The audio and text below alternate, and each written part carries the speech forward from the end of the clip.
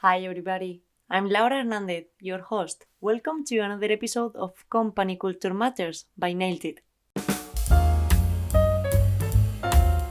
In this episode, we will learn how to give and receive feedback effectively with Marta Eyre, expert in human resources at EXCEM.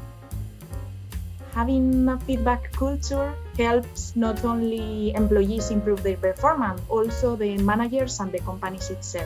Having this kind of conversation, both the employees and the company get stronger, look for their weakness, and solve problems that may arise between them. Employee feedback done effectively can be really powerful. It can encourage employees to do their best at work.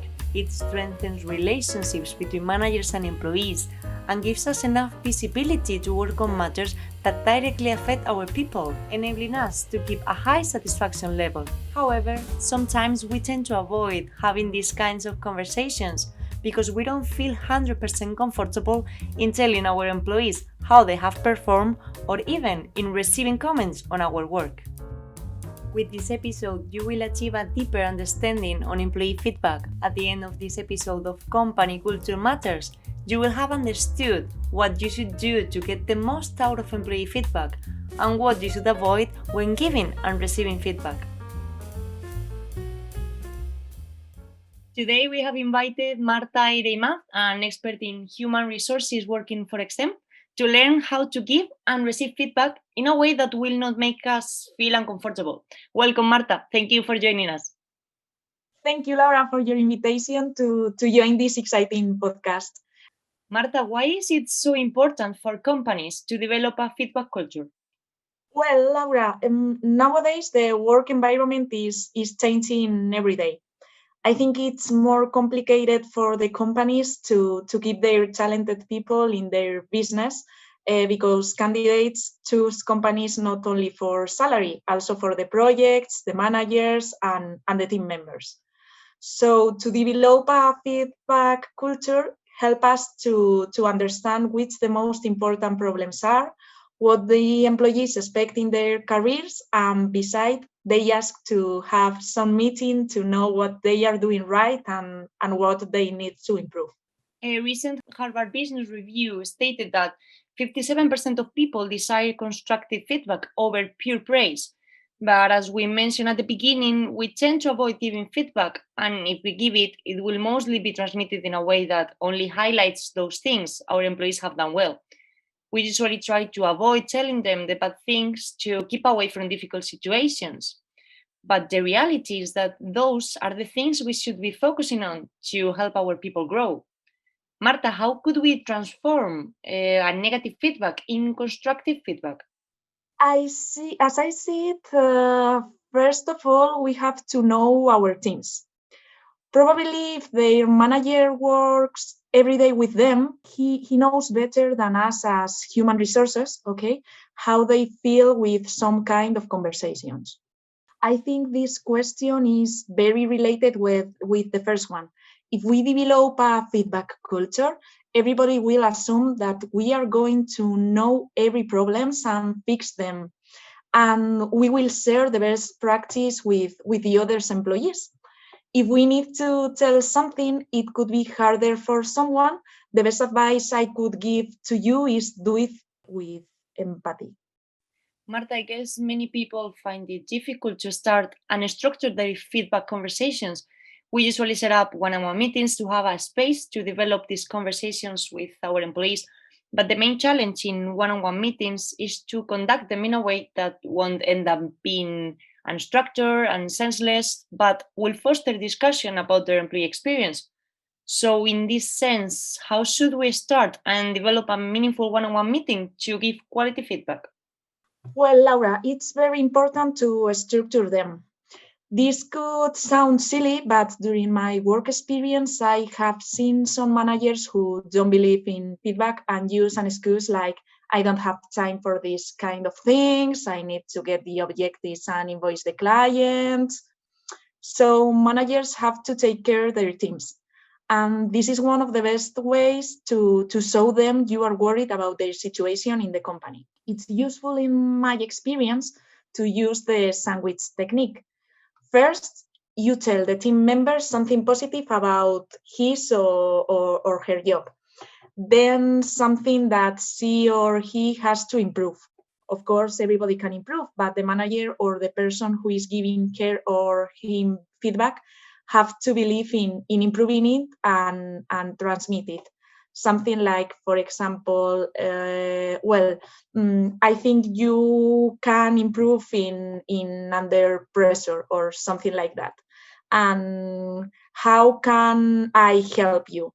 And finally, the manager should say something positive again. Marta, what you mentioned about the sandwich approach, it's great. I think it's a very good way to structure that feedback conversation. Yes. But sometimes it's quite difficult to go in depth about our people interests and concerns. And when giving feedback, we must take the chance to better understand our people. So, Yes. Marta, what are the must-have questions we should ask when giving feedback to employees? For example, before we hire a new employee in EXCEM, we always ask to the candidates which are their hobbies or interests, okay? This also helps managers and the rest of the team members how to make a good relationship with our new employees and how they should tell them feedback. I think it's better to start with an open question like, how do you feel during last months? Or do you have any suggestions that can help us to improve our work environment? Most of the times, the employee is going to start to talk. And if they start before you to make suggestions, perhaps they will be opener for your feedback. Okay, indeed, improvement feedback. Besides, it's interesting to start with these types of questions because you can get more information about how they give feedback about the company. So you have time to decide how you are going to talk with him or with her. When you are managing people, the best way to keep doing it efficiently is listening to your employees. You should know if you are investing enough time and resources in your employees, if you are helping them to grow in their careers, and if they enjoy what they do and how they do it. But still, employees also feel discomfort when giving feedback to their managers. Marta, how can managers help their people go through this process to get the most out of their employees' feedback? Even though you are a manager and sometimes you have to make unpopular decisions, they also have to be closer to their team. I think that it's very important to trust in your team and give them the chance to choose between different options, even if you think they are making the worst decision. If they see their manager like a real person who also makes mistakes, then they will probably look up to you and it will be easier to get this kind of feedback. If the manager looks down on their team, then they won't get their employees to talk them, so they won't get any useful information. Marta, to conclude our conversation, will you tell us about the do's and don'ts when giving feedback to employees? Well, Laura, in summary, it's important to be clear with employees and mean it. This conversation is for your improvement, not for criticizing your performance. Also, you must prepare the conversation beforehand and get commitments out of it, which must review in the next one. This is the only way to see real progress.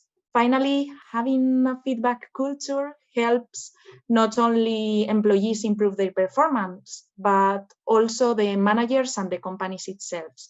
By having this kind of conversation, both the employees and the company get stronger, look for their weakness, and solve problems that may arise between them.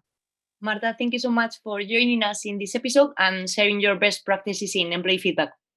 Thank you, Laura. That's it for this episode on employee feedback of Company Culture Matters by Nailted. Special thanks to Marta for sharing with us the essentials of giving and receiving employee feedback. If you want to discover what she's up to, you can connect with her on LinkedIn. Also, if you want to keep learning from experts on topics regarding company culture, check them out in nailted.com/podcasts. EXCEM is a company that uses Nailted to work on their employees' feedback. Nailted is the employee engagement platform for people and HR teams who want to deliver the best employee experience. If you want to know how Nailted can help your company, check out nailted.com. I'm your host, Laura Hernandez, and this is Company Culture Matters by Nailted.